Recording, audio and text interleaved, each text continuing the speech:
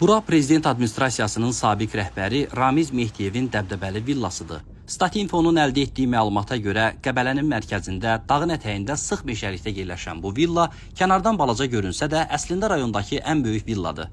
Ətrafında isə sabiq məmurlara məxsus bir neçə villa var.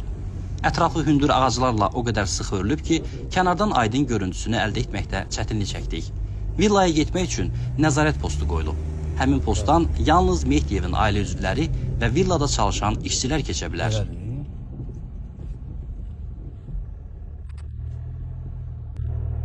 Belə yol yoxdur.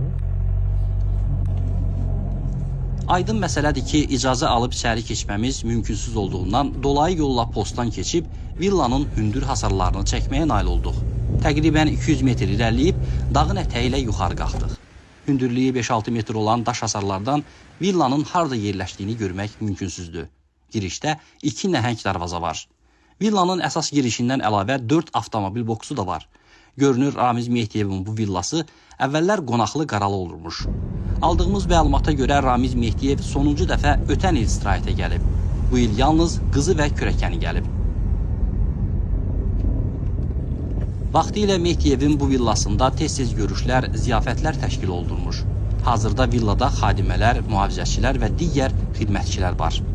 Ərazidə olduğumuz zaman öyrəndik ki, Ramiz Mehdiyevin villası 5 hektardan çox ərazini əhatə edir. Təqribən villanın 6-7 milyon qiyməti var. Pəncərələri güllə keçirməzdir. Zirzəmisinin dərinliyi 10 metrə qədərdir.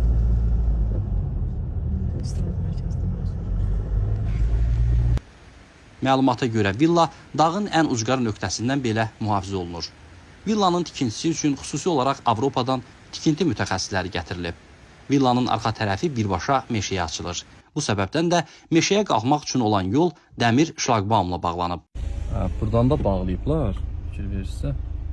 Buradan icazə yoxdur, yəni o tərəfə getməyə artıq. Buranı bağlayıblar, yəni özəlləşdirilibdir.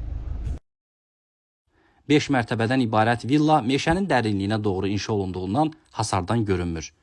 Qəbələ sakinləri arasında bu məşhur villanı tanımayan çətin tapılar.